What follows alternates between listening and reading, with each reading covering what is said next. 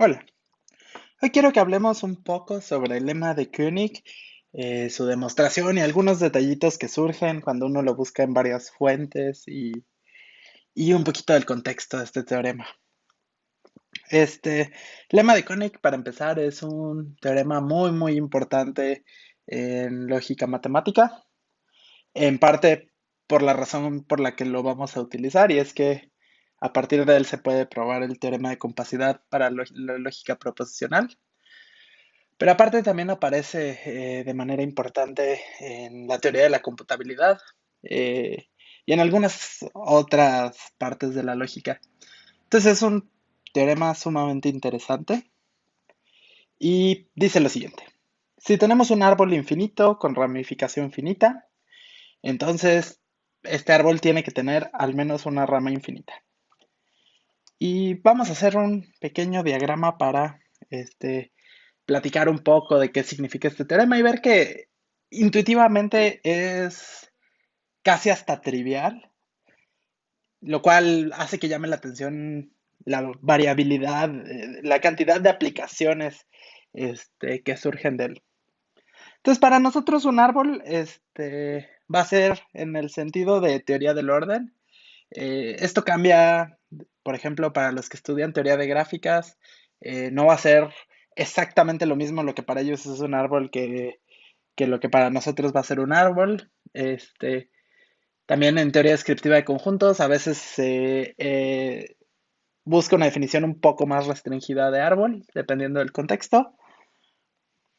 Pero para nosotros, un árbol va a ser un conjunto parcialmente ordenado, este, que tiene un elemento mínimo, vamos a llamarla raíz, un elemento mínimo, y lo vamos a poder dibujar como con un diagrama de Hasse, donde pues de este elemento mínimo van a salir varios elementos y luego de cada uno de estos elementos pues van a salir algunos más y de estos otros van a salir más y más. Y bueno, inmediatamente se puede ver pues por qué es que le llamamos un árbol, ¿no? El diagrama nos hace ver inmediatamente la idea de que esto es un árbol. Ahora, los aspectos importantes en la definición formal, lo único que le pedimos es que sea un orden parcial y que cada vez que nos tomamos un elemento del orden parcial, digamos uno que está por aquí, y nos fijamos en sus predecesores, es decir, en todo el camino que nos lleva desde el mínimo hasta ese elemento que estamos considerando, ese conjunto tiene que estar bien ordenado, ¿no? Y bueno, para los casos finitos esto es muy sencillo de ver porque cualquier eh, orden total finito es un buen orden y por lo tanto es muy fácil ver que en particular esta ramita o bueno, esta trayectoria dentro del árbol va a ser un buen orden. Sin embargo, aquí es la parte clave, esta definición. Al solo pedir que sea un orden parcial con mínimo, tal que cada vez que nos tomamos a un elemento y nos fijamos en todos sus predecesores, nos da un buen orden, pues podríamos pensar que tuviéramos una rama infinita, o bueno, una trayectoria dentro del árbol infinita, y que después continuara siguiendo algún ordinal, ¿no? Entonces, de hecho, las trayectorias en este árbol podrían ser cualquier ordinal y se va a cumplir la definición de árbol. Y esa idea es interesante porque nos permite ver que estos árboles son mucho más generales eh, de lo que uno podría pensar al principio. No nos estamos restringiendo solo a un caso finito, ni siquiera numerable. Estos árboles podrían ser muy grandes. Ahora, eh, el lema de Koenig nos habla de árboles de ramificación finita. Eso solo significa que si yo tengo un nodo, solo salen una cantidad de, finita de hijos de él, ¿no? O bueno, de hojas o de sucesores inmediatos. Solo tiene una cantidad finita de sucesores inmediatos cada elemento. Entonces, pues en cada paso solo ocurren una cantidad finita de ramificaciones. Bien, y entonces eh, lo que concluye el lema de Koenig es que si tenemos un árbol de estos, entonces va a tener una rama infinita. Ahora, una rama para nosotros, y esto es importante destacarlo, una rama para nosotros es una cadena maximal.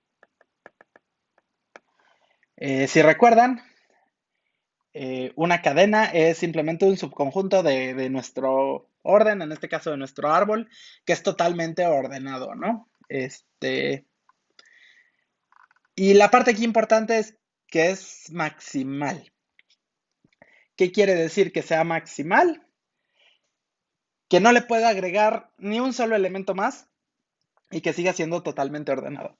Y esta noción de maximalidad lo que nos dice es que, eh, pues si yo sigo, digamos que esta es una rama, si yo la sigo a lo largo de todas las ramas y me fijo en todo ese conjunto, pues ya no puede crecer más, ¿no? Porque si pudiera, si este nodo de hasta arriba pudiera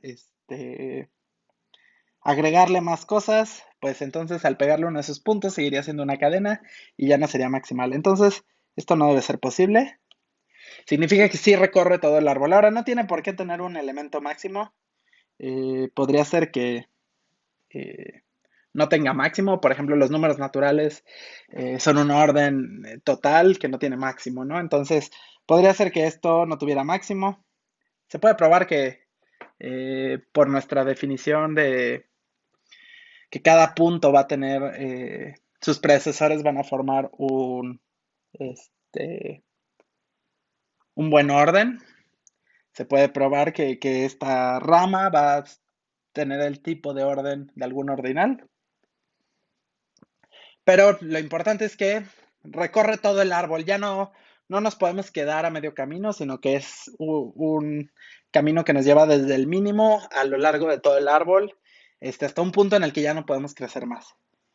Y bueno, lo que nos dice el lema de Koenig, ya entendiéndolo en estos términos, es que si yo empecé un mínimo y en cada paso solo me ramifico, pues, en una cantidad finita de nuevos nodos, este, pues, como que nuestro árbol, como es infinito, en algún lado deben esconderse esa infinidad de elementos y lo que nos dice es que, pues, ese infinito se esconde a lo largo de al menos una rama, ¿no? Un detalle importante de mencionar es que otra forma en la que se enuncia comúnmente este teorema, eh, simplemente es diciendo algo así como que tiene una trayectoria infinita, o a veces también se le dice una rama infinita, pero no es una rama en este sentido de ser una cadena maximal, sino simplemente este, pues una sucesión infinita de nodos adyacentes entre sí, ¿no? Entonces, pues esto correspondería para nosotros simplemente como que a una trayectoria sobre el árbol infinita, pero que no necesariamente es rama, ¿no? Y de hecho vamos a ver que pues la demostración de ese caso nos va a salir como un caso particular de la demostración que vamos a hacer, pero sí es bueno reconocer que en muchos libros van a encontrar esa demostración, se ve muchas veces y esta solo es una versión un poquito más amplia. Este, bueno, entonces, ¿cómo se hace la demostración? Vamos a ver. Pues, eh, lo que uno tiene, lo que uno piensa o lo que uno hace, si regresamos al dibujito, es que vamos a ir, por pasos, ¿no? Entonces, si yo estoy en el primer paso, pues, yo sé que el árbol es infinito, ¿no?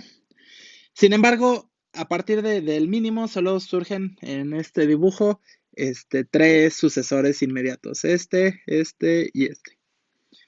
Y entonces uno dice, bueno, Si el árbol es infinito, y yo me fijo en todo lo que está arriba de este sucesor, o arriba de este sucesor, o arriba de este sucesor, alguno de esos tres cachos tiene que ser infinito. Puede que sea más de uno, pero al menos uno tiene que ser infinito.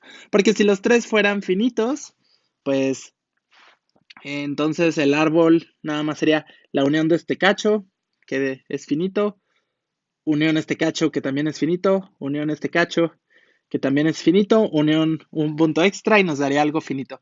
Y como pues nuestro árbol es infinito, pues eso no es posible, ¿no? Entonces, eh, alguno de estos tres tiene que ser infinito. Digamos que este de aquí fuera infinito, esta parte, pues entonces nos vamos a meter a la bolsa el mínimo siempre, este nodo, y luego vamos a repetir este proceso, ¿no? Y de nuevo aquí tenemos ahora tres nodos, tres sucesores, este y de nuevo, o lo que está arriba de este, o lo que está arriba de este, o lo que está arriba de este, alguno de esos tres tiene que ser infinito, eh, y pues nos tomamos al nodo, que es la raíz de ese subárbol infinito, y nos vamos y continuamos con este proceso, este, hasta que construyamos una sucesión infinita y como que esa debería ser la base para nuestra rama infinita, ¿no? Como que ahí deberíamos ir, ese debería ser un buen mecanismo para encontrar nuestro, nuestra rama infinita. Entonces, bien, ¿esto cómo eh,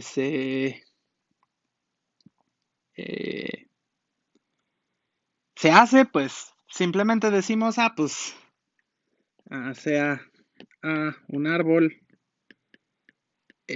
como el de las hipótesis, ¿no? Entonces un árbol infinito y que sea de ramificación finita. Y lo que vamos a hacer es, pues ir eligiendo esta sucesión de elementos que nos van a ir dando la rama, pues básicamente de esa forma, solo que para hacerlo, para todos los números naturales, lo vamos a definir por recursión. Entonces, sea x0 igual al mínimo de a. De nuevo dijimos que un árbol era un orden parcial con un elemento mínimo, ¿no? Entonces, eh, pues siempre está definido, ¿no? Entonces vamos a suponer definidos, supongamos definidos hasta xn en A, tal que el conjunto, si nos fijamos en el conjunto Bn de todos los y en A, tales que xn es menor o igual que y, es infinito. No, entonces si ya tenemos definido un xn tal que encima de él hay una infinidad de elementos. Y esa es la idea de que sea como la raíz de uno de estos subárboles infinitos, ¿no? Como que sea uno de esos nodos que fuimos eligiendo. Lo que nos tenemos que asegurar es que siempre había una infinidad de cosas por arriba de él para que siempre tuviéramos por dónde seguir caminando, ¿no? Entonces vamos a suponer que ya lo definimos hasta xn y ahora tenemos que definir para xn más 1. Entonces, eh, pues en particular, xn tiene al menos un sucesor inmediato, ¿no?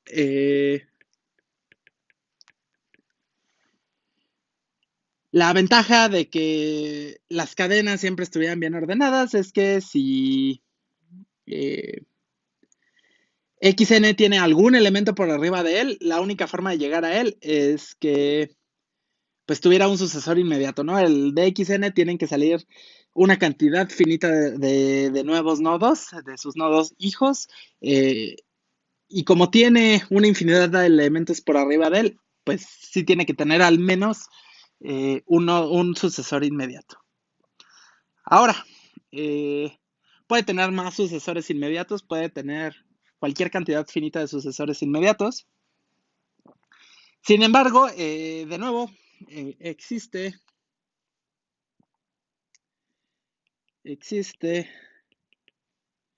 a sucesor inmediato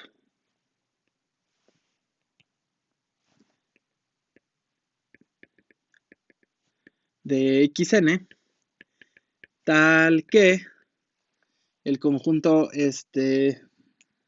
vamos a ponerle b sub a, de todos los y, tales que y, bueno, y en a, tales que y es mayor o igual que a, es infinito. Y esto es por la misma razón que dijimos antes, ¿no? Como xn tiene una cantidad finita de sucesores inmediatos, si encima de cada uno de esos sucesores inmediatos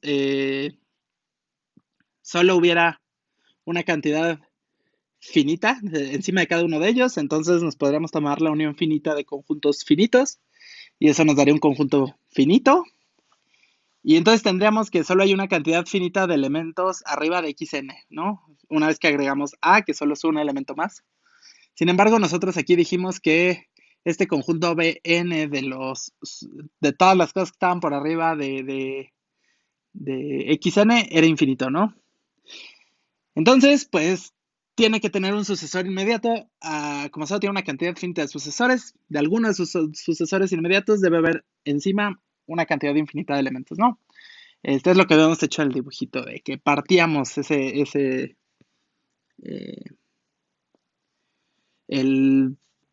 podríamos decir que el subárbol que está por encima de xn lo partíamos en cachos, y como es en una cantidad finita de pedazos, alguno de esos debería ser infinito.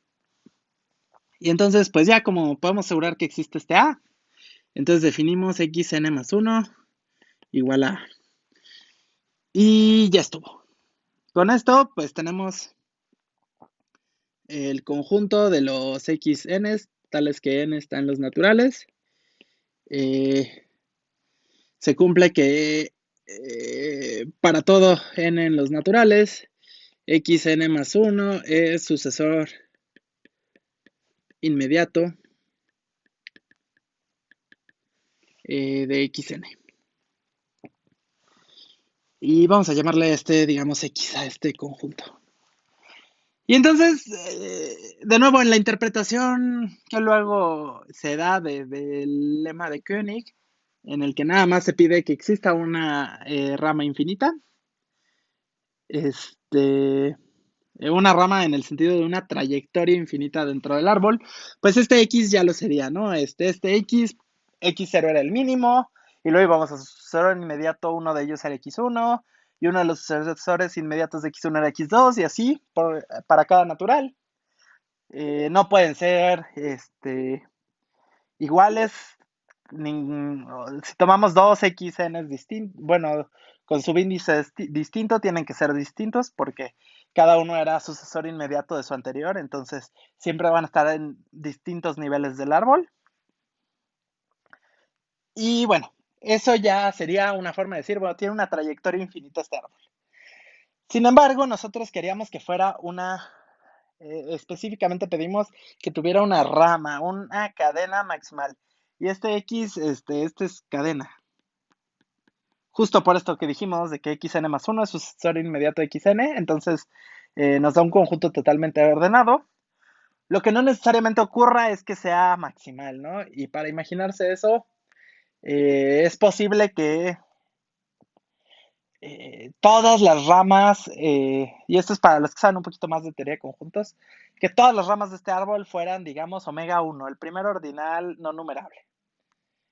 Y entonces, pues definitivamente una cadena numerable, pues nunca va a tener el tamaño de omega 1 y entonces no va a poder ser maximal, ¿no? Porque si todas las ramas son omega 1, pues ya tronó. Entonces solo esto nos da la intuición de por qué, aunque ya encontramos una trayectoria infinita, puede que no sea toda una rama completa, puede que solo estemos recorriendo una parte del árbol.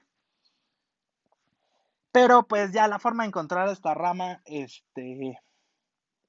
infinita es una aplicación muy directa del lema de Zorn, pero para los que no lo han utilizado tantas veces, es una aplicación pues, educativa porque es más o menos la técnica que se utiliza usualmente con el lema de Zorn. Y entonces vas a definir P. P simplemente va a ser el conjunto de todos los Cs contenidos en A. Entonces, van a ser todos los subconjuntos de A, tales que C es cadena y X está contenido en C, ¿no? Entonces estamos pensando en el conjunto de todas las cadenas que contienen a C.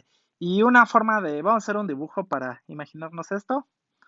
Nosotros tenemos nuestro árbol, que hace algo así. Más o menos algo así va a ser nuestro árbol, ¿no? Y nosotros ya elegimos a X0 y a X1 y a X2 y a X3 y nos fuimos así, ¿no? Sin embargo, déjenme mover esto para acá. Pues a lo mejor arriba de todos estos XN, por aquí hay un elemento más. eh, Tal que todos estos, digamos un elemento Y, tal que xn es menor o igual que y para todo n en los naturales. eh, y que después de este, pues a lo mejor se abren en dos caminos más y de nuevo podemos tener solo una cantidad finita en su ramificación, pero pueden pasar todavía muchas cosas. Al fijarnos en todas las cadenas que contienen este conjunto, nos estamos fijando, bueno, ¿qué pasa si me tomo, digamos, si sigo esta cadena hasta Y, pero ahora tomo el camino de hasta acá? ¿O qué pasa si en vez de eso sigo igual todo esto, pero me voy por acá? ¿Y qué pasa si me sigo, en vez de solo dos pasos, me sigo tres, ¿no?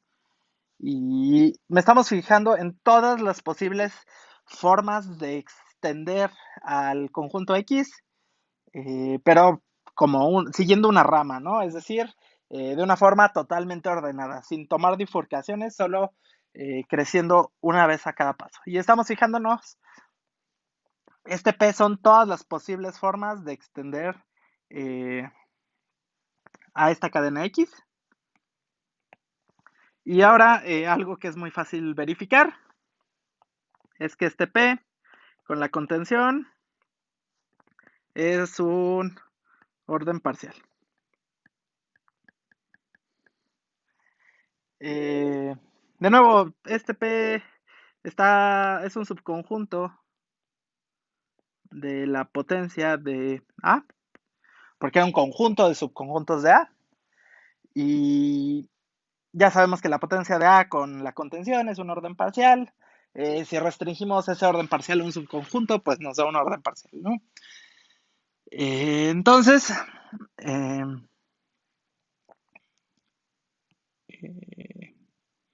bien, resulta que esta cosa es un orden parcial. Y entonces podemos aplicar el lema de Zorn. Y vamos a recordar un poco qué dice el lema de Zorn. El lema de Kuratowski. Zorn dice que en un orden parcial, si toda cadena tiene elemento maximal, entonces el orden completo tiene elemento maximal.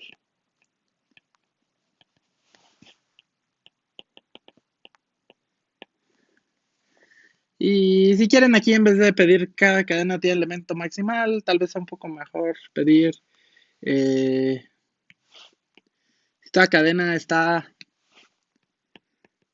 acotada superiormente. Entonces el orden completo tiene un elemento maximal, ¿no? Y entonces vamos a aplicar este lema de Kuratowski-Zorn, que de nuevo es equivalente al axioma de elección y todo eso. Ahorita no nos importa mucho de dónde sale el lema de Zorn, nos interesa utilizarlo, ¿no? Y lo vamos a utilizar en este orden parcial P con la contención. Y entonces, fíjense que aquí una cadena en, en este orden parcial es un conjunto. eh, entonces, una cadena en P con la contención. Y aquí puede haber un poco de confusión porque P era un conjunto de cadenas de A, ¿no? Y ahora nos vamos a fijar en esta cadena, una cadena en este orden P, que es un conjunto de cadenas. Y eso puede ser un poco confuso, solo no hay que confundir. Que ahorita vamos a trabajar con cadenas de este nuevo orden parcial, no de A, sino de este orden P. Y pues no nos importa que los elementos de P sean a su vez cadenas de otro orden, ¿no? No nos vamos a fijar en ese detalle por ahora. Es como cuando en análisis uno trabaja con sucesiones en un espacio de sucesiones y entonces cada elemento de la sucesión es una sucesión a su vez y se puede volver un poco confusa la cosa, pero hay que ver con cuidado dónde estamos trabajando, con qué estamos trabajando y no pasa nada. Entonces, una cadena en P es un conjunto, vamos a ponerle C, C de cadena, y una C garigoleada para que no se confunda con ninguna otra, que van a ser uh, los elementos de P eran cadenas de A, entonces esas les voy a poner C minúsculas, entonces van a ser los CIs, cada uno de estos va a estar en P. Tal es que I está en algún conjunto de índices. Y que cumple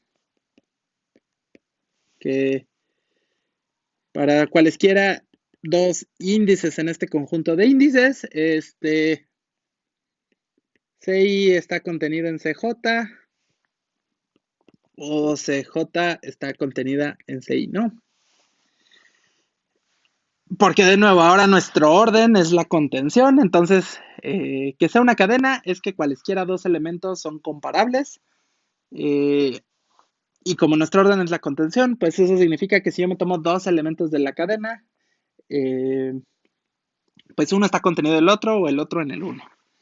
También aquí el conjunto de índices es arbitrario porque no sabemos cuántos elementos tenga esta cosa. Tampoco no nos importa. Y entonces uno dice, bueno, ¿cuál será el maximal? Para aplicar el lema de Zorn tendremos que demostrar que esta cadena C tiene un elemento maximal para que eso nos asegure que el orden P tiene un elemento maximal. Y siempre que trabajamos con cadenas, cuando órdenes parciales, que es de conjuntos, que son subconjuntos de la potencia de algún conjunto o algo de ese estilo, algo que muchas veces funciona es simplemente tomar a la unión de C, que es lo mismo que la unión con I en I de estos 6. Como cada CI era un subconjunto de A, pues esto también va a ser un subconjunto de A. Como todos los 6, ¿cómo se veían los 6? Entonces, si tenemos aquí nuestro árbol original A,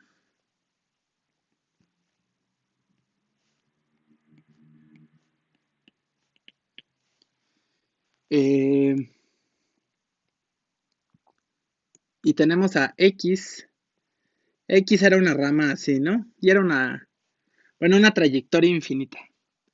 Y luego nos tomamos extensiones. Entonces, a lo mejor los elementos de este orden parcial eran extensiones de X que a lo mejor seguían hasta un punto por acá, y a lo mejor otra por acá, y a lo mejor otra por acá, ¿no?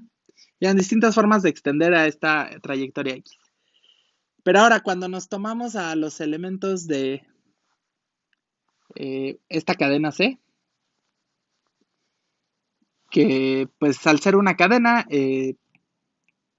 cada uno de estos está contenido en otro, lo que nos resulta es que nos estamos siguiendo a esta trayectoria X y luego estamos agregándole a lo mejor un punto o dos puntos o los que sean, y luego más, y luego más, y luego más, y a lo mejor aquí vamos, cada una de estas extensiones es un CI distinto, ¿no? Pero el chiste es que siempre van como que persiguiendo una misma rama, eh, justo porque cada una está contenida en la otra, ¿no? Entonces, no puedo, no podría pasar que me fuera por un lado y otro elemento me fuera por otro lado, porque esas dos ramas ya no estaría ninguna contenida en la otra y ya no sería una cadena. Entonces no puede pasar esto. Y entonces la unión, pues simplemente va a ser tomar la cadena más larga, eh, esta unión de aquí, va a ser simplemente perseguir a toda la rama por todas las 6. Esa va a ser exactamente la unión de todas las cadenas S. Va a resultar volver a ser una cadena, eso es muy sencillo de demostrar. Y entonces va a estar en este orden parcial P. Y por definición de la unión, pues va a contener a todos los CIs. Y entonces, este es el maximal de la familia C en P con la contención, ¿no? Entonces este es el elemento maximal y entonces por el lema de Zorn, le voy a poner el lema de Zorn, hay R contenido en A, cadena